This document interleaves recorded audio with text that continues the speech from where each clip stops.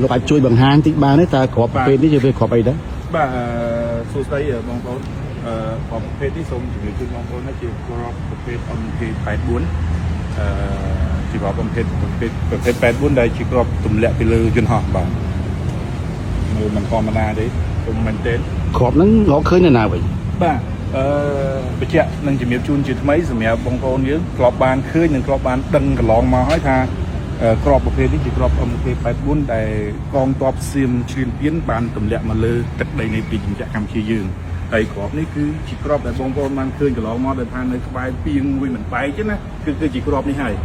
អង្គភាពស៊ីម៉ាស់បានតោះបន្សាបរួចរាល់ហើយអស់ហើយបានតោះបន្សាបហើយទាំងអស់រួចរាល់ហើយក៏បានយកមក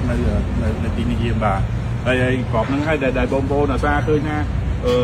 ព្រះប្រពន្ធណានៃមកមិនបែកមិនអីបែកតែពីងគឺក្របនេះឯងដែលអង្គភាពរបស់យើងបានរកឃើញអង្គភាពស៊ីម៉ាស់របស់យើងបានរកឃើញបាទអូមកក្របទៀតបាទមើលដល់ឡៃមកក្របនេះក៏ដូចតែគ្នាដែរគឺដែលបងប្អូនបានឃើញនៅតាមបណ្ដាញសង្គមជាគឺលោកបានផងហ្នឹងគឺនេះជាក្របនេះ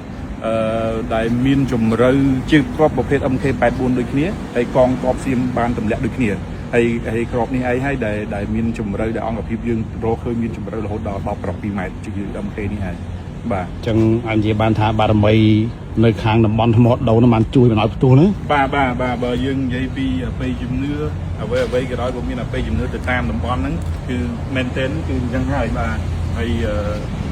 បញ្ជាក់ជូនបងប្អូនមើលទៅខ្ញុំ1.79 ម៉ែត្រ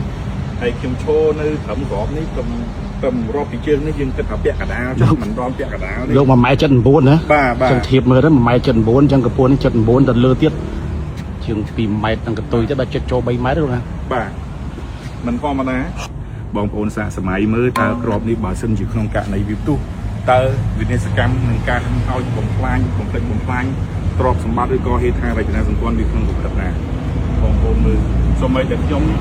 ខ្លួនឯងផ្ទាល់ដែលបំពេញការងារក្នុងអង្គភាពដែលជាបំពេញការងារមនុស្សស្គាល់បែបបោះសម្បត្តិនេះក៏ខ្ញុំមានការគឺចាប់ដែរដោយសារតែឃើញក្របនេះដូច្នេះការទម្លាក់ក្របគ្រប់ប្រភេទជាពិសេសក្រប MK84 ដែលកងទ័ពសៀមបានទម្លាក់នេះគឺពិតជាមានទំហំធំសម្រាប់សង្គ្រាមឈ្លានពានមួយនេះ